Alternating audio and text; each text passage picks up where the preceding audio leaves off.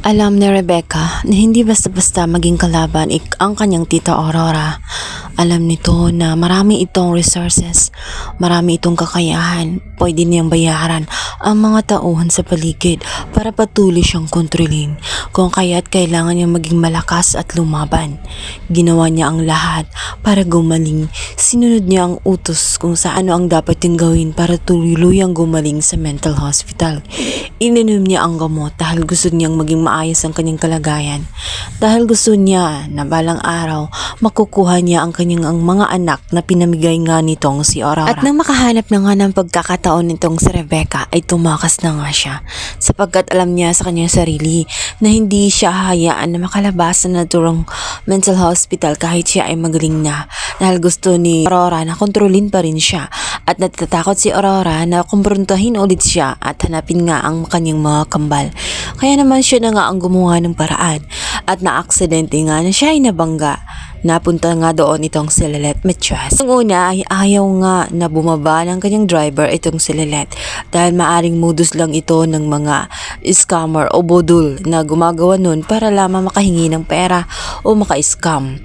Ngunit si Lilette ay napansin niya na tela totoong nahimatay nga itong si Rebecca kung kaya't ito'y kanyang tinulungan. At dito'y napag-alaman niya na si Rebecca ay isang kaawa-awa na galing sa mental hospital na inaapi ng kanyang tita Aurora. At pinagtagpo nga silang dalawa dahil magagamit ni Rebecca itong si Lilette dahil siya ay abogado. Kailangan nga niya ng abogado. Noong una ay nag-aalangan itong si Lilette na tulungan siya sapagkat mayaman ng kanyang angkan, isa siyang palasyos. Ngunit sinabi nitong si Rebecca na wala siyang access sa anumang pag-aari ng mga palasyos.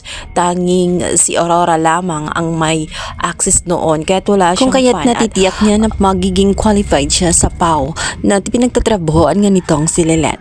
Kaya naman si Lilette ay titingnan ang mga anggulo, hindi lamang na siya ang pakikinggan. Kailangan din niya na makalap ng impormasyon na totoo ang kanyang mga sinasabi.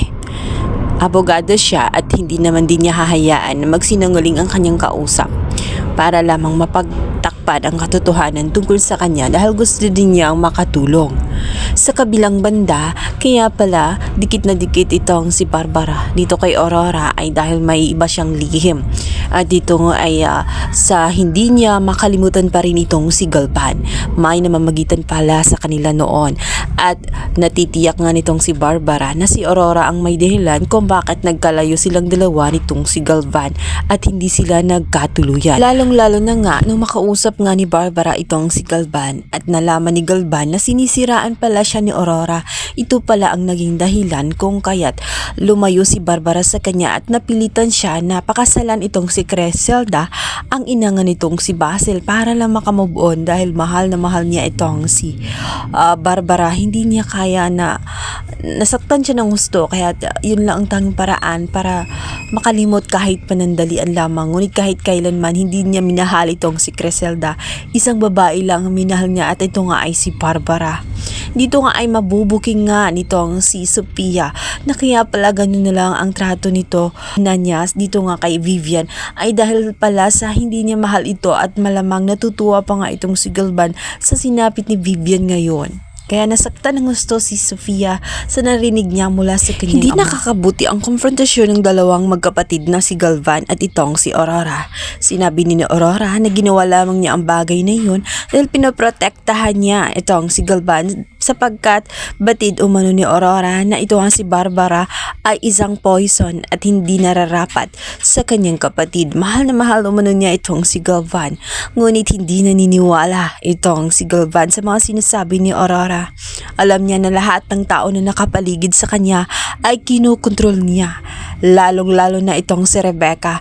Kaya umano nawala si Rebecca at tumakas sa mental hospital ay dahil sa gusto ni Rebecca na makalayo mula sa pagkukontrol dito kay Aurora. Kaya deserve niya kung ano man ang naranasan niya sa kanyang tunay na anak.